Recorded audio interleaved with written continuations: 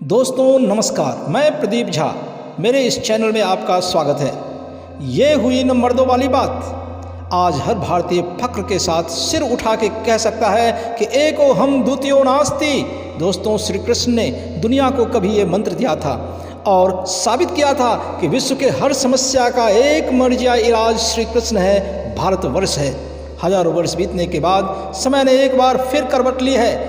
आज फिर विश्व अपने हर समस्या के निदान के लिए भारत की ओर देखने लगा है। आज फिर से एको हम द्वितीयो नास्ति के इस मंत्र का साकार स्वरूप भारत में दिखने लगा है। विश्व जिस बर्बादी की ओर जा रहा है, जैसे कि जलवायु परिवर्तन यानी कि क्लाइमेट चेंज से होने वाले परिवर्तन हो, या भयानक आर्थिक मंदी, आतंकवाद की विभीषिका हो, या फिर विश्व को परमाणु युद्ध की ओर ले जाने वाला रूस यूक्रेन युद्ध, आज विश्व टकटकी लगाए बड़े ही आशावान नज़रों से इन विपत्तियों से बचने के लिए भारत की ओर देख रहा है। भारत में आर्थिक प्रगति के साथ ही भारतीय संस्कृति, परंपरा, योग एवं आयुर्वेद की ठसक बढ़ती जा रही है। आज विश्व मानने लगा है कि भारतीय होने का अर्थ है सच्चा और ईमानदार होना, अहिंसक होना, बुद्धिमान होना, आचारशील होना, चरित्रवान होना और सबसे बड़ी बात शांति और प्यार का दूत होना।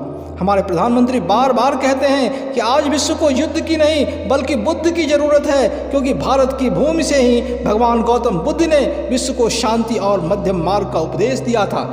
दोस्तों, आज जब रूस यूक्रेन युद्ध तीसरे विश्व युद्ध की ओर जा रहा है और वो भी परमाणु युद्ध की ओर, ऐसे में इसको लेकर दुनिया बेचैन हो उठी है। परमाणु युद्ध का मतलब है विश्व की तबाही और बर्बादी, लेकिन अपने अपने शक्ति के गरूर में ये शक्तिशाली देश अपने साथ साथ पूरे विश्व को नेस्त नाबूद करने पर तुले हुए हैं। एक ओर अमेरिका और नाटो देश इस विभीषिका को आमंत्रित कर रहे हैं, तो दूसरी ओर रूस और उसके साथी देश यूक्रेन समेत समूचे यूरोप को तबाह और बर्बाद करने पर तुले हुए हैं। कोई लालचवश तो कोई अहंकारवश इस विश्व को बर्बादी के राह पर ले जाने के लिए तैयार है। ऐसी स्थिति में भारत, जो कि इस युद्ध में न्यूट्रल रहा है, सदा से ही न्यूट्रल रहा है, वही विश्व को युद्ध की विभीषिका से बाहर निकाल सकता है। युद्ध के कारण विश्व में आज आर्थिक मंदी दस्तक देने लगी है, महंगाई और बेरोजगारी अपने चरम सीमा पर पहुंच गई है। और यदि IMF यानी कि इंटरनेशनल मॉनेटरी फंड के आंकड़ों को माने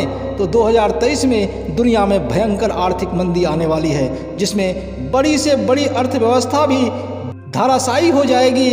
ऐसे में जैसा कि IMF चेयरमैन ने कहा था कि इस अंधकार के बीच भारतीय अर्थव्यवस्था ही विश्व में ब्राइट स्पॉट यानी चमकते हुए सितारे की तरह है, जहां आर्थिक मंदी का न के बराबर असर होगा। इसलिए भारत ही विश्व को इस आर्थिक मंदी से निकालने की क्षमता रखता है। दोस्तों, क्लाइमेट चेंज यानी कि जलवायु परिवर्तन के कारण आज विश्व का अस्तित्व खतरे में आ गया है।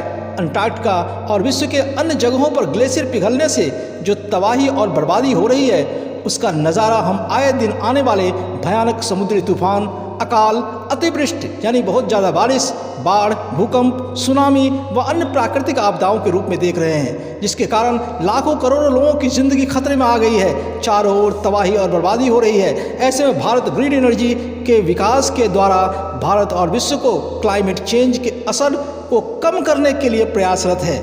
भारत और भारतीयों का प्रकृति के साथ कितना गहरा संबंध है, इसका आकलन हम इस बात से कर सकते हैं कि हम प्रकृति के कण कण की पूजा करते हैं, अपने धर्म और अपनी संस्कृति का अभिन्न हिस्सा मानते हैं।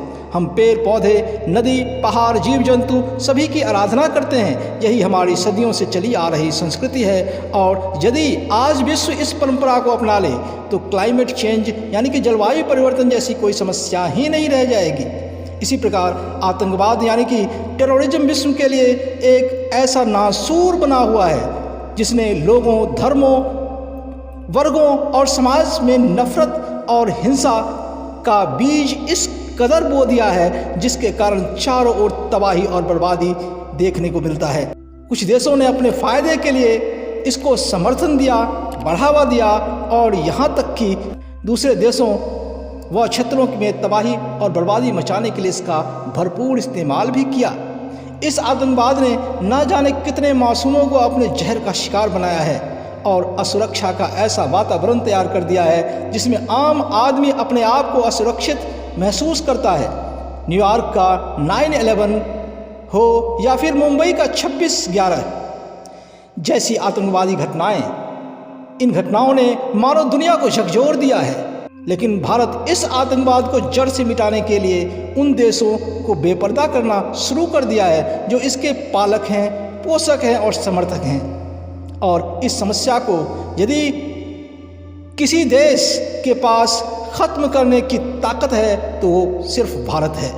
इस प्रकार वसुधैव कुटुंबकम यानी कि वन अर्थ वन फैमिली के सिद्धांत पर चलते हुए आज भारत विश्व को हर समस्या से निजात दिलाने का मादा रखता है। जय हिंद, भारत माता की जय।